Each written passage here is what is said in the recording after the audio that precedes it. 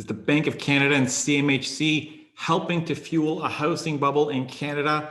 I think they are. And today I'm going to walk you through why I think so and some of the things that I think they should be doing differently. My name is John Pasalis, president at Realosophy Realty. You can catch all my latest writings on Toronto's housing market at movesmartly.com.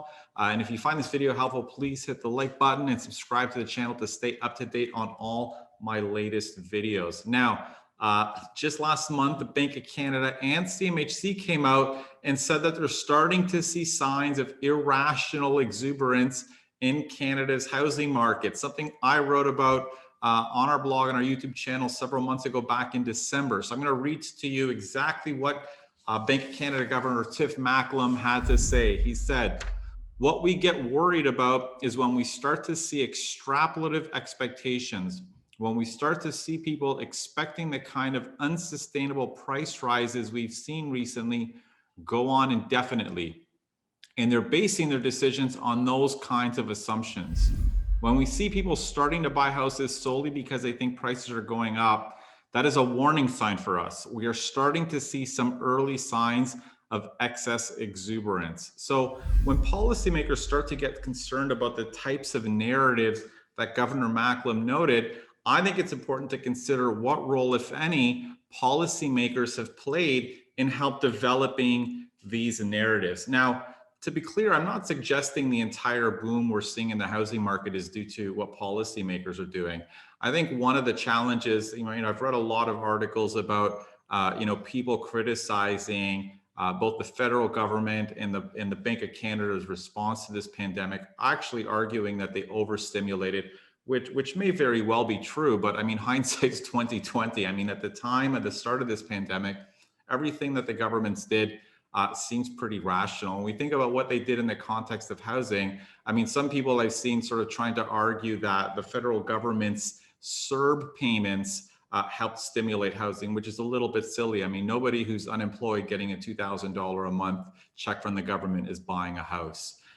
So one of the main things people have been criticizing is the Bank of Canada's decision to both lower their short-term rate and to pump a lot of money into the system to effectively lower 5-year mortgage rates. Now you get 5-year mortgage rates, at least for the past little while, in the mid 1% range. So did this stimulate the housing bubble? I mean, certainly lower rates help drive demand, but I don't see that this could be the cause. At the end of the day, when we think about how rates are sort of transmitted into our economy, usually the process is quite slow. When the Bank of Canada lowers rates, people just don't rush out and start borrowing immediately. Usually it's a relatively slow process.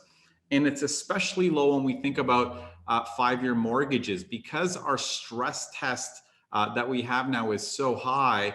Home buyers today did not actually benefit from this big decline in 5-year rates in terms of how much they could borrow, their borrowing capacity. So, if we say 5-year interest rates have declined by a full percentage point since before COVID, our stress test rate only came down by 0.4%, which means buyers didn't really get a lot of that extra borrowing power. And interestingly enough, the federal government was actually planning on easing the stress test so buyers could benefit more from these changes in the 5-year posted rate. And that was supposed to happen in April of 2020. They decided to actually hold that off and actually keep the stress test the way it was. So a lot of home buyers said they didn't actually get that benefit from that. They of course got the benefit when they bought, but it didn't really help their buying power as much as we would have expected it. Given the 1% decline. So when we think about sort of how this may have also impacted consumers' decisions, and I think the big thing that these policies have done is that they've altered sort of consumers' expectations about the future of our economy and the future of our housing market. And when I think about the biggest mistakes policymakers have been making, I think it has more to do with what policymakers are saying and what they're signaling to the market, and less so with what they're actually doing or the policies that they're putting in place. Now, when we think about the difference between a housing boom and a housing bubble, a lot of times the differences are these expectations, and specifically this expectation when buyers have that prices will only keep going up and they have to do whatever they can to get in the market now Otherwise, they're never going to be able to afford a home. It's the very expectations that Governor Macklem has said that they're starting to see signs of, and that are worrying to them, right? So if these are the expectations that we're worried about in these narratives, I mean, why are we worried about them? We're worried about them because these narratives got very negative side effects on the housing market, and we're starting to see that today. The one first big side effect is that when people really feel that they need to jump into the market now because they're never going to be able to afford a home and they have to just get a house right now, it leads to really, really rapid acceleration in house prices. Because when buyers are bidding 40 buyers bidding on a home, you know, the one buyer who wins it feels like they have to pay 5% more than what the same house down the street sold for a month ago just to get in the market. And that's really what's leading to house prices in the suburbs rising by over 30% year over year. The other side effect is that when I'm a home buyer and I'm planning on buying a home in 2022, and all of a sudden today I'm seeing that house prices are rising 20 to 25%. I feel I need to jump into the market to buy today, because waiting a year, house prices are only going to be significantly more expensive. So it ends up pulling buyers' home buying decisions forward, which creates even more demand and fuels house prices up even further. So the next question, of course, is, you know, how are CMHC and Bank of Canada kind of fueling some of these narratives? And I think the important thing to think about is, I mean, obviously policymakers are very concerned kind of about the traditional policy measures. I mean, and all of these are based on this idea that, you know, home buyers and consumers are completely rational actors. I mean, policymakers kind of pull the lever down, lower rates, we kind of rush out and buy them. They increase rates, we stop buying them. And they invest a lot of time in thinking about sort of these policy tools. They spend, at least from what I could see, very little time thinking about the signals that they're giving to the market and how those are shaping consumers' behaviors and expectations about futures, and how those expectations are actually influencing their decisions today. So when I think about some of the types of beliefs that both CMHC and the Bank of Canada help fuel, you know, the first one is this belief that house prices can only go up. And I think CMHC is probably largely responsible for this, mainly because when they came out and they told consumers or the public that house prices were going to fall at the start of the pandemic, they didn't come out with a cautious forecast to say, this is what we're worried about, we believe prices may fall. They effectively said prices will fall, and question everybody who tells you anything other than that. And I think at the time, a lot of people bought this narrative that prices are vulnerable, we're in a deep recession and prices will fall. But when they didn't, and when the housing market completely rebounded and prices started going up 20 to 30% per year, I mean, it leaves people with the expectation that if a massive pandemic that has locked down our country and put millions of people unemployed and got how many people to defer their mortgage payment, if that can't take down the housing market, nothing can, you know? And I think this is obviously the wrong conclusion. It's not, I mean, there are reasons why the market didn't crash. But again, I think when CMHC came out aggressively and said prices will fall because we're in the deepest recession we've seen in generations, and it didn't happen, it left people feeling overconfident in the housing market. So that's the first belief. The second belief that I think they're fueling is that the prices aren't too high and there's nothing to worry about at all when it comes to our housing market. I mean, certainly this is something that CMHC has been kind of pushing for some time. I mean, to be frank with you, when the market started to rebound in September, you know, they should have come out and started cautioning about a rapid acceleration in prices, and they didn't. They stuck to their forecast and were cautioning people about a decline in prices still. You know, so not only did they get the direction wrong, I mean, again, they kind of fueled some of these expectations that prices are just going to keep going up. And in December of 2020, they actually released a report on Toronto's housing market that indicated that they're not concerned at all. There's a low risk of price acceleration, low risk of overvaluation, and a low risk of overheating. So even though we saw these rapid price acceleration, these trends, CMHC's message was nothing to worry about. And Bank of Canada Governor Tim Macklem effectively said the same thing. I mean, when he started talking about concerns about exuberance in the market, He also added that we're not that worried. Things don't look quite as bad as they did back in 2016 and 2017. And again, I don't know if that's the right message. At the end of the day, house prices are surging 30+% year over year in a lot of areas, and more areas that were than in 2016.